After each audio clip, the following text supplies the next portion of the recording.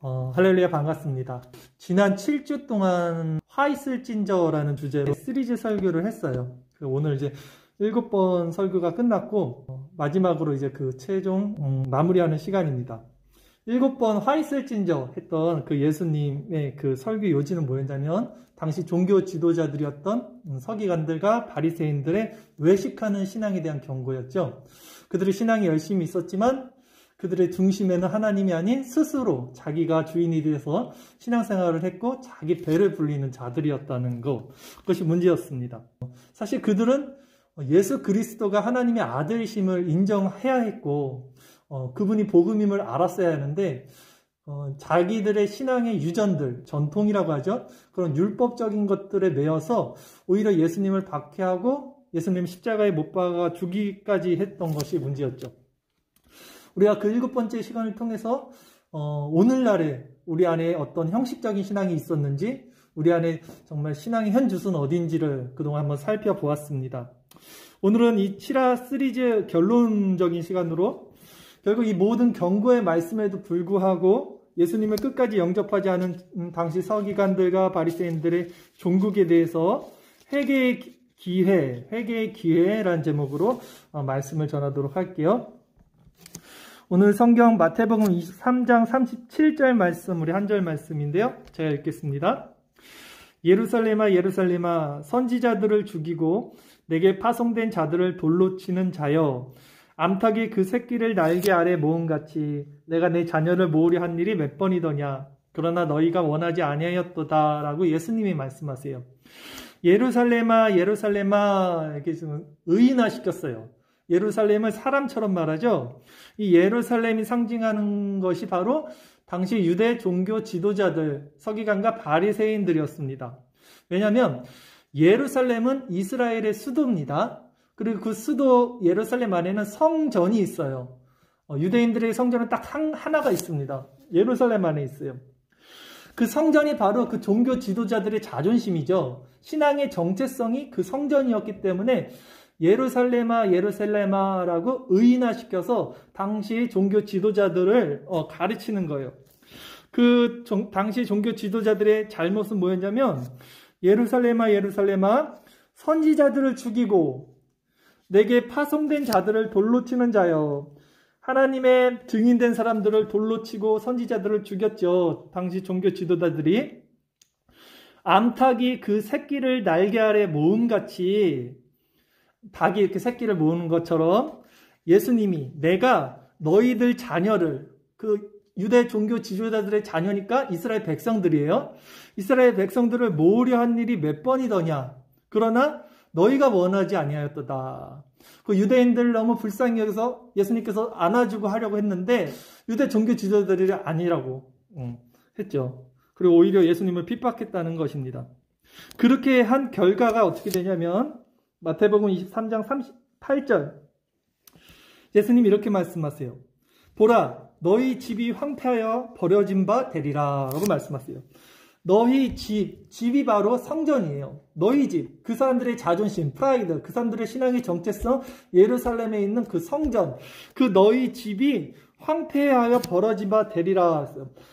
유대 종교 지도자들은요, 성전이 절대 멸망하지 않는다고 호언장담을 했습니다. 왜냐하면 성전에는 하나님이 계시기 때문에 하나님이 계신 성전이 무너질 수 없다고 생각했어요. 그러나 실제적으로 지금 예수님의 이 예언, 너희 집이 황폐하여 버려진 바 되리라는 AD 서기 70년에 로마에서 진짜 실현이 되죠. 돌 위에 돌 하나 남지 않고 예루살렘 성전이 다 무너집니다.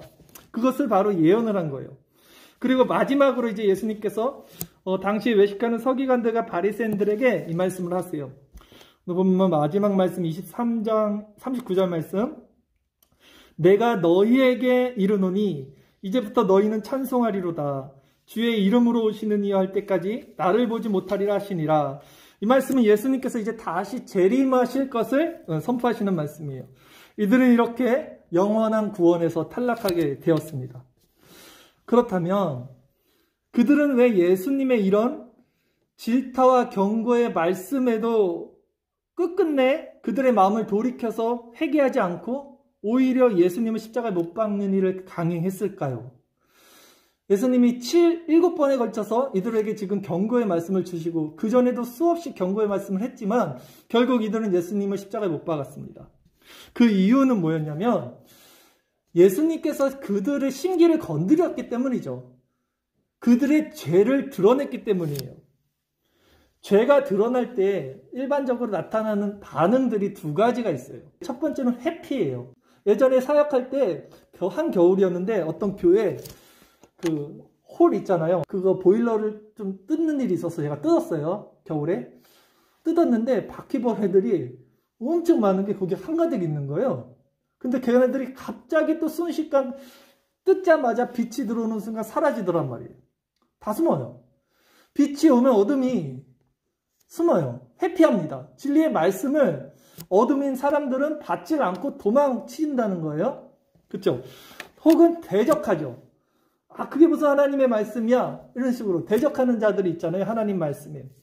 그리고 둘째, 많지 않은 사람들이지만 그 빛 앞에 진짜 자기 자신의 치부가 드러났을 때 하나님의 빛 앞에서 회개를 하고 돌이키는 사람들이 있죠. 이렇게 두 가지 성향으로 나눠요. 하나님의 빛의 말씀이 조명이 될 때 한 부류는 외면합니다. 혹은 대적하여. 또 한 부류는 그 말씀 앞에 회개하고 돌이키는 부류입니다. 오늘 종교 지도자들은 첫 번째 부류였어요. 예수님의 말씀을 대적했죠. 그리고 회피했죠. 근데 이는 오늘날도 마찬가지예요. 우리들에게도 적용이 된다는 말이에요. 빛 대신 하나님의 말씀이 우리 심령에 떨어질 때 사람들에게 나타나는 반응은 이와 같이. 첫 번째는 회피입니다. 많은 이들이 회피를 해요. 예수님을 믿고 있다는 교회 안에 있는 사람들은 어떻게 회피를 하냐면 머리로는 다 이해를 해요. 인정을 합니다. 다 맞는 말이고 어렸을 때부터 들었던 말이고 하나님은 살아계시고 하나님이 나의 주인이야. 이렇게 인정을 하는데 여전히 그 사람의 삶의 주인과 삶의 모습을 보면 스스로가 주인이 되고 스스로의 정체성으로 살아가요. 이것이 회피죠. 이것을 뭐라고 그러냐면 신학적으로는 실천적 무신론자라고 그래요. 그래서 하나님을 믿는데 무신론자야. 믿지 않는 것처럼 살아가는 거야. 경건의 모양은 있는데 경건의 능력을 부인하는 거예요. 바리새인들 같은 사람들. 또 어떤 부류들이 많냐면 교회 안에 오랫동안 신앙했던 사람들. 또 모태신앙들. 이런 경우들이 많아요. 저희 자식도 모태신앙이에요. 누구를 탓하는 거 아닙니다. 혹 교회를 대적하고 핍박하는 세력들도 있고요. 정말 극소수만이 정말 이 하나님의 말씀에 빛 앞에서 자신의 죄된 실존이 드러나고 돌이키고 회개를 하더란 말이에요. 거의 보지 못했어요. 사실 이 죄에서 돌이켜서 내가 내 주인이 된 삶을 벗어버리고 그 암탉이 새끼를 품듯 그 새끼처럼 하나님의 그 품에 거하는 삶이 우리가 스스로 주인이 돼서 죄인 된 삶을 사는 것보다 훨씬 더 행복하고 안전하고 평안합니다. 그런데 그럼에도 불구하고 많은 사람들이 이 죄에서 돌이키지 않는 이유, 스스로가 주인이 되어서 살아가는 이유는 당장 죄가 주는 그 유혹이 너무나도 달콤하고 편하기 때문이에요, 여러분. 눈에 보이지 않는 하나님을 믿는 것보다는 눈에 보이는 어떤 재물이나 어떤 현상이나 나에게 주어진 힘, 직장이든 모든 그것, 자녀든 돈이든 건강이든 자기 자신이든 눈에 보이는 그것으로 내 힘을 삼고 싶어 하는 것이 당연한 자연인들의 습성이잖아요. 눈에 보이지 않으니까 하나님은 그것을 힘으로 못 삼겠는 거야. 관념적으로는 동의는 하지만 실제적으로는 그게 안 되는 거죠. 그러나 내가 나의 주인이 돼서 살아가는 그 삶이 바로 죄의 아주 핵심이라는 거예요. 사단 마귀는 속이는 자예요. 이름 자체가. 우리에게 스스로 그렇게 속이게 만들어요. 우리에게 너무나도 유혹하고 스스로가 주인이 돼서 살아가는 게 맞는 것처럼 세상을 그렇게 살아가게 종용하고 있다는 거죠. 그러나 결국 여러분들도 아시겠지만 스스로가 주인이 돼서 추구하는 그런 행복의 삶은 결코 평안하지 않아요. 결코 영원하지 않고 결코 우리의 갈증을 해결해 줄 수 없다는 것을 알기 때문에 그런 자들이 또 여기 온 거 아닙니까? 그러니까 오늘 말씀을 통해서 우리가 기억해야 될 것은 오늘 이 바리새인과 서기관들은 이제 기회가 없습니다. 돌이킬 기회가 없어요. 7번의 화 있을진저라는 경고를 들었음에도 결국 이들은 돌이키지 않았습니다. 우리들에게는 아직 기회가 있습니다. 그리고 이 기회는 영원하지 않다는 것을 기억하세요. 나는 그래도 믿는 자니까 구원 받겠지. 점검을 해보시란 말이에요. 지금. 우리 역시 끝까지 하나님의 말씀을 거부하고 스스로가 자기 자신이 주인이 돼서 살아간다면 황폐해지고 버려지게 된 유대 종교자들과 같은 모습이 될 것이 아니라고 누가 장담을 하겠습니까? 저부터도 말이에요. 우리가 그렇다면 죄에서 돌이킨다는 것이 무엇인지, 우리가 무엇을 해야 되는지 잠깐 살펴보면 죄의 실체에 대해서 알아봐야 돼요. 죄의 실체. 아까도 얘기했지만 죄는요, 내가 나의 주인이 되어서 살아가는 모든 삶의 행위가 죄의 핵심이에요. 이해가 가세요? 동의가 가십니까 혹시? 흔히들 우리는 죄를 어떻게 생각하냐면 인간 기준에서 만들어 놓은 도덕적, 윤리적, 사회적 법이 있어요. 테두리가 있어요. 그것을 벗어나서 어떤 인간의 도리에 어긋난 행동을 하면 그건 죄인이야. 그건 잘못이야. 죄라고 말해요. 그건 죄죠. 그러나 그것은 죄에 보여지는 아주 미세한 단면이에요. 진짜 성경에 말하는 죄는 뭐냐면요, 하마르티아라니까요. 화살이 관역을 벗어나는 것을 성경은 죄라라 그래요. 인간은 하나님 절대 의존적 존재로 하나님과 붙어 있을 때만 생명이 돼요.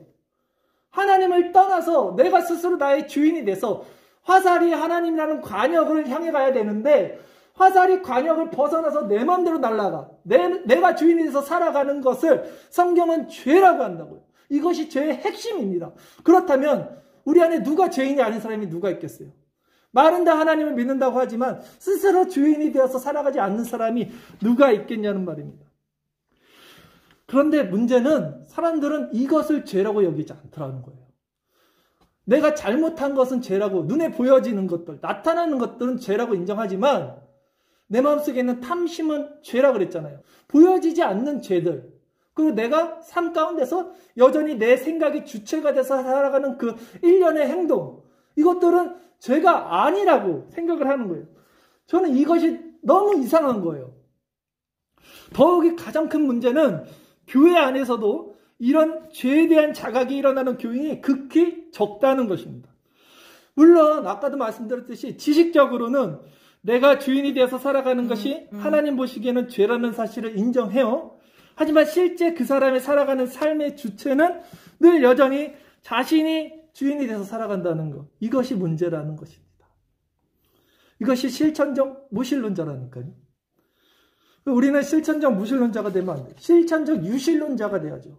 신앙과 삶이 하나가 돼야 돼요. 신앙은요, 여러분, 그런 것이 아니에요.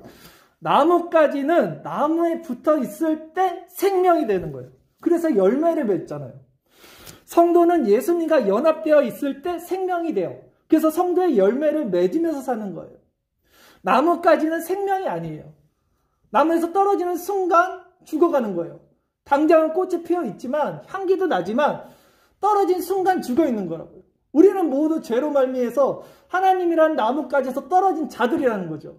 죄인이라는 거예요. 죽어 있다는 거예요. 그러면 그리스도와 연합이 돼야 되잖아요. 그런데 여전히 연합은 말은 연합이라 그러는데 삶은 여전히 나뭇가지가 내가 스스로 주인이 되고 내가 살아있다. 아직도 내 나뭇가지에 있는 꽃에는 향기가 나잖아 라고 하면서 살아간다고요.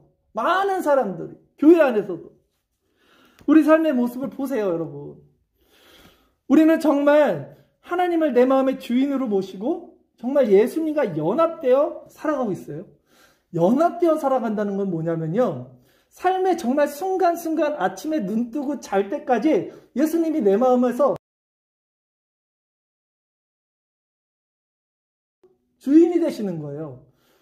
어떤 문제가 일어나거나 어떤 생각이 드러나는 것을 모든 주체를 하나님께 넘기고 그분과 연합하고 동행하고 소통하고 교제하면서 온전히 그분을 의지하면서 살아가는 평안이라고요. 그런 것이 그리스도의 연합이고 성도의 삶인 거죠. 그런 가지로서의 삶을 살고 있냐는 거예요. 아니면 여전히 여러분 마음을 더 의지하고 있지 않습니까? 그렇다면 하나님보다 더 의지하고 있는 여러분의 그것이 여러분의 하나님이에요. 그것이 물질이든 건강이든 자식이든 가족이든 여러분 자신이든 말이죠. 그래서 예수님은 누구든지 나를 따르려면 자기 목숨까지 미워하지 아니하면 내 제자가 될 수 없다라고 말하는 거예요. 어떻게 목숨까지 내놓을 수 있습니까? 아니 원래 죽어있는 자라니까요. 원래 죽어있는 자기 때문에 내 목숨이라는 것도 없어요. 인간은 죽어서 태어난 거예요. 다. 그것을 끊어내는 것이 다시 새롭게 태어나는 거예요. 오히려 그것을 거듭남이라 그런다는 거죠. 혹시 이런 말씀이 여러분 지금 딱 듣기 지금 겉으로는 표현이 안 됩니다. 그런데 듣기 싫거나 거부감이 막 속에서 나는 사람들이 있을 겁니다. 그러나 그렇다면 그것이 바로 우리의 죄된 습성 때문이라는 거. 바퀴벌레 같은 우리의 어둠이 때문이 빛을 싫어하는 인간의 본질이라는 것을 여러분 스스로 깨달아야 돼요. 혹시 이 말씀에도 아무 반응이 없어요. 여전히 너무나 많이 들었어요. 이런 말씀. 목사님 설교 아까도 들었는데 나뭇가지 포도나무 아까 들었는데 또 하네. 여기에서 무감각해진다면 아무 느낌이 없다면 여러분 실천적 무신론자라니까요. 영적인 문둥병에 걸려있는 자들이라는 거예요. 기회는 영원하지 않습니다. 제 말이 너무나 과격하다고 생각하지 마세요. 여러분이 정말 어떤 마음으로 신앙생활을 하고 있는지 저는 진짜 묻고 싶습니다. 저는 여러분들이 화가 난 게 아니라 정말 묻고 싶은 거예요. 왜냐하면 하나님을 믿는다지만 제가 정말 그동안 10년 넘게 사역을 하면서 어떤 사람들을 다 봤냐면 결국 나의 구원, 나의 소원 성취, 나의 문제 해결 이런 자기 만족의 수단으로 하나님을 바꿔서 활용하면서 여전히 내가 내 삶의 주인이 돼서 살아가는 교인들을 너무나도 많이 봐왔기 때문에 드리는 말씀이에요. 그리고 지난 10년 넘게 제가 이렇게 설교를 하면 가장 이런 설교를 듣기 싫어하고 대적하는 세력들이 있었는데 누구냐면요. 사역자들이었어요. 아이러니하게도. 정말 제가 지금 똑같은 이런 얘기를 하잖아요. 그럼 누가 가장 이런 말에 반격을 하냐면 사역자들이 반격을 하더라고요. 저한테. 왜냐하면 그들 자신이 세상과 구별되지 않았으니까 그런 거죠. 그들 자신이 예수님과 연합되지 않았으니까 이런 말을 하는 거 싫어하는 거예요. 때문에 그들 자신이 어둠 안에 갇혀서 빛을 외면하고 회피하고 있는 자들이 마치 오늘 본문에 서기관과 바리새인들 똑같은 거잖아요. 그때나 지금이나 상황이 똑같다는 것입니다. 그러니 여러분은 기억해 주십시오. 하나님의 구원은요. 자기 암탉이 자기 새끼를 품듯이 지금도 이 말씀을 통해 여러분들을 안아주려고 하고 계시는 거예요. 하나님은 심판의 하나님이 아니라 긍휼의 하나님이세요. 이 빛의 말씀이 우리에게 올 때 회피하지 말고 또는 방관하지 말고 또는 대적하지 마시고 이 말씀 앞에 돌이켜서 우리 삶의 주체를 바꿀 수 있는 회개가 이루어져야지 생명이 되는 거예요. 그때 신앙이 시작된다고요. 더 이상 우리 죄가 우리 눈을 어둡게 하여서 예수 그리스도의 얼굴에 비친 하나님의 놀라운 영광을 아는 그 지식을 가리지 말게 하세요, 여러분. 그 영광의 빛은 그리스도의 말씀 안에 있습니다. 여러분, 내가 주인 되어 살아왔던 그 삶이 하나님 앞에 가장 큰 죄입니다. 이거 오늘의 결론입니다. 내가 나의 주인이 돼서 살아온 모든 삶의 행위가 하나님 앞에서는 가장 큰 죄라는 것. 이 말씀 수도 없이 들었지만 이 말씀의 의미가 무엇인지 정말 생각해 보세요. 그리고 오늘 이 기회가 주어졌을 때 다시 한번 돌이켜야 합니다. 내가 주인이 되어서 살아왔던 그 모든 그 편안함, 그 안락함, 그 즐거움 그걸 내려놓고 예수님만을 내 마음의 진정한 주인으로 모실 수 있는 자가 성도가 될 수 있어요. 그때 진정한 평안과 행복과 생명의 길이 열린다. 만약 이 결단이 일어나지 않는다면 여러분 신앙 연수가 아무리 길어도 결국 말짱 도루묵 꽝이라는 것을 기억하십시오. 단언컨대 그런 신앙은 절대 구원에 이룰 수 없습니다. 말씀을 정리하겠습니다. 우리는 지금까지 7주에 걸쳐서 화이슬진저 치라스리지를 배웠어요. 당시 종교 지도자였던 서기관들과 바리새인들 이들이 왜 구원에서 탈락했는지를 우리는 살펴봤습니다. 그들은 신앙에 열심히 있던 자들이었어요. 신앙에 열심히 없던 자들이 아니었다고요. 그러나 그들이 구원에서 탈락한 것은 하나님을 믿는다고는 하지만 여전히 그 속에는 감춰진 자기의, 자기 자신이 주인된 주체 그것이 있었기 때문이에요. 오늘날 우리들의 문제도 마찬가지 아닙니까? 예수를 믿는다는 것은요. 우리의 정체성이 바뀌는 것이에요. 우리 마음의 주인 자리가 바뀌는 것이에요. 성도가 하나님 앞에 구해야 하는 것은 바로 자신의 죄된 마음을 내려놓고 항복하고 이렇게 하나님을 주인으로 섬기게 해달라고 하나님께 애통하고 상한 심령으로 하나님께 우리를 의존시키는 거예요. 기회는 영원하지 않습니다.